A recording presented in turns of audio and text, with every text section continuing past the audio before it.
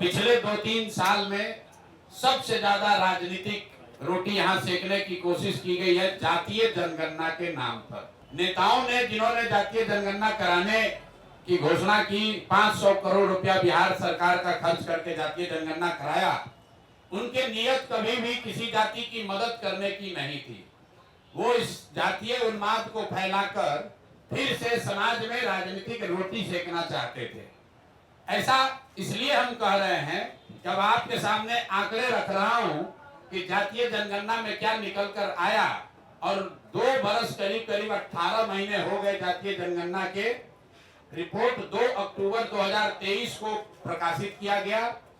7 नवंबर 2023 को विधानसभा के पटल पर ये रिपोर्ट रखी गई और 22 नवंबर 2023 को नीतीश कुमार ने, तब तेजस्वी यादव के साथ जो सरकार चला रहे थे, मिलकर जातीय जनगणना के आधार पर 5 बड़ी घोषणाएं की। अब उनकी हकीकत आप देख लीजिए।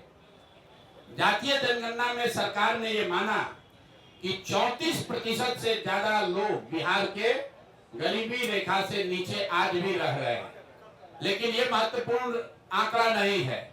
महत्वपूर्ण आंकड़ा ये है कि 30-35 साल से सामाजिक न्याय की राजनीति करने का दावा करने वाले लोग, इनके शासन के बाद भी जब जातीय जनगणना का रिपोर्ट आया, उसमें बताया गया कि 5% से कम दलित और अति पिछड़ा समाज के 5% से कम लोग ही 12वीं क्लास पास करते हैं बिहार में। जिन लोगों ने रिपोर्ट बनवाया उन्होंने पढ़ा भी नहीं। सिर्फ 5% से भी कम दलित और अति पिछड़ा समाज के लोग 12वीं क्लास पढ़ते हैं। आरक्षण की लड़ाई लड़ने की बात करने वाले लोग 35 साल के बाद 0.93% अति पिछड़ा समाज के लोग आज सरकारी नौकरियों में हैं। 2 बरस पर इस पर कोई चर्चा नहीं हुई। तो जब नीतीश कुमार ने 22 तारीख को इसकी घोषणा की कि इस रिपोर्ट के आलोक में हम लोग क्या क्या करेंगे, तो एक चर्चा उन्होंने की जिसकी आप लोगों ने भी जिसको फॉलोअप किया कि आरक्षण की सीमा को 50 से बढ़ाकर 65 या 75 किया जाएगा। इसका हम लोग रिकमेंडेशन केंद्र सरकार को भेज रहे हैं। तो मैं अब पहला मांग ये कर रहा हूं नीतीश कुमार से कि भैया, केंद्र में भी तुम्हारी सरकार है और राज्य में भी तुम्हारी सरकार है, और सामाजिक न्याय के आप पुरोधा भी हैं।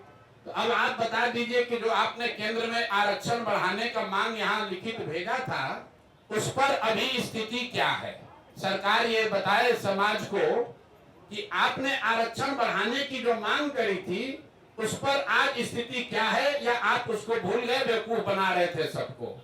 और तेजस्वी यादव भी बताएं कि विपक्ष के नेता होने के नाते